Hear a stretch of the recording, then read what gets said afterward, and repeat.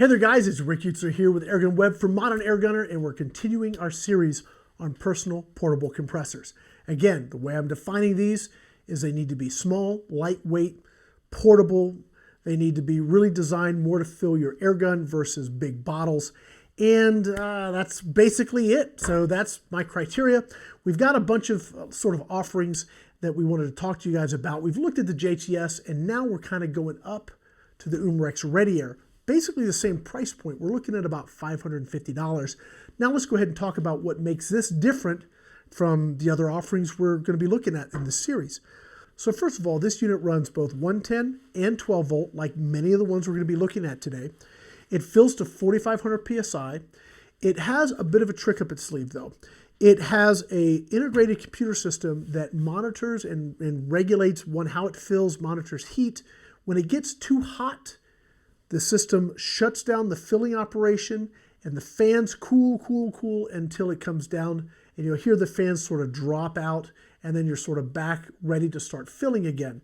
You do have to restart it manually, but it has this system integrated into itself to prevent it from getting burned up and overworked and overused and damaged.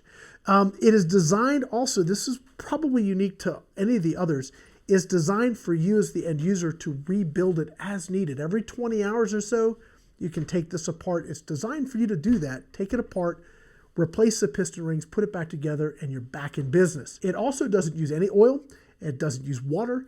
It is completely oilless, and it's completely air-cooled. So all of that together does make this very, very unique. And again, at a price point at $550, pretty doggone slick. So let's go ahead and wire this thing up, and I'll show you some basic fill times. Now, we're doing 3 tests with these units. The first thing we're doing is we're going to take it to its max operating pressure just on the dead head, just pressurizing the system. So we're going to do that.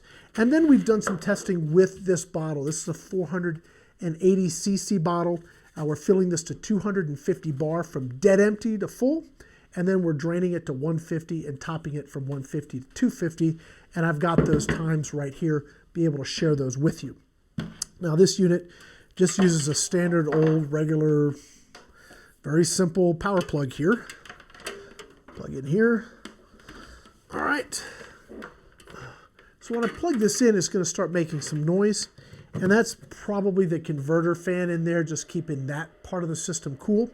When we actually kick this on, you're going to hear some fans, let me tell you. All right, so we've got our test plug here.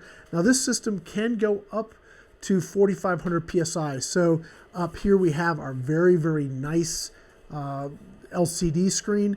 It has our temperature, shows us how long our last fill took.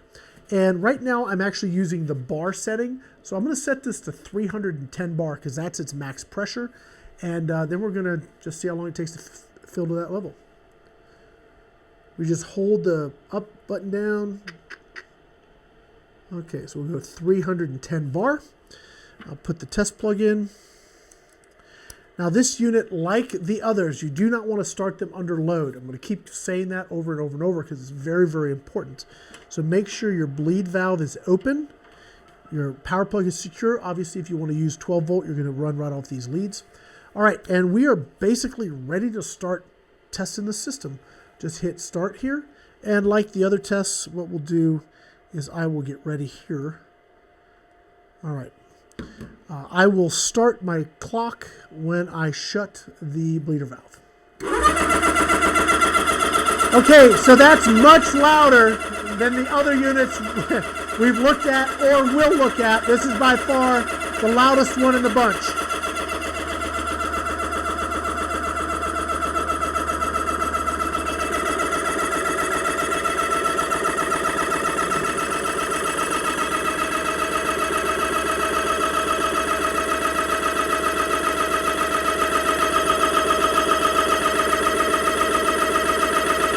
Just went past 100 bar.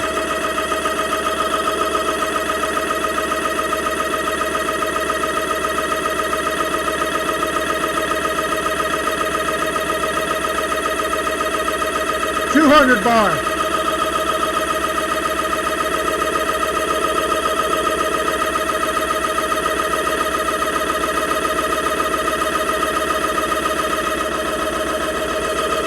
300 bar and 310. That was it. So it fills, or it pressurizes itself relatively quickly.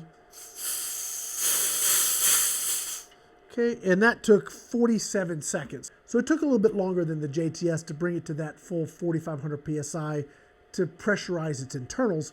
But how did it do on the bottle? Now I'm gonna go ahead and unplug this so we don't have that fan noise. Okay, flip this back around here so you see the pretty logo. All right, so on our bottle. Now this one is designed to shut down when it hits, I think, about 157 to 160 degrees, and then it has to cool all the way down, and then you start it back up again. I will tell you, let me see here, let me pull up my notes. All right, so from empty to full, it took 23 minutes and 27 seconds, and it did not hit that overheat cycle. So it is 60 some degrees in here. We started out at like 68 degrees on the compressor. So we never did hit that cool down cycle. So it just filled it straight from 0 to full. It took 23 and some change. The Zisico took 24 and some change. So very, very close, but we didn't have to wait 5 minutes in the middle of that like we did with the Zisico. All right, so to fill this bottle from 150 to 250 bar took 8 minutes. So that was a little bit longer on the top off side. So what really makes this special? What makes this unique? I do like the fact that it's fully integrated. So we have both power interfaces right here. I love the fact that it's smart, that it's going to not let you overheat it and cause it damage. I love the fact that it's user serviceable. There's no oil, there's no water. There's 4 bolts and some bolts inside. Take it out, replace the piston rings, put it back together, and you're back in business. I like that about this unit, and I really do like the form factor. It's built very, very ruggedly. It's got some weight to it, not so heavy that you don't want to carry it around, but not so light in thinking that you actually don't have something of value. So that's the Umarex ReadyAIR. If you guys want to know more information about this unit, check it out, www.umarexusa.com. Guys, that's going to be it today on this episode of these personal compressor series. My name is Rick Utzer here with Modern Airgunner. Thanks for watching.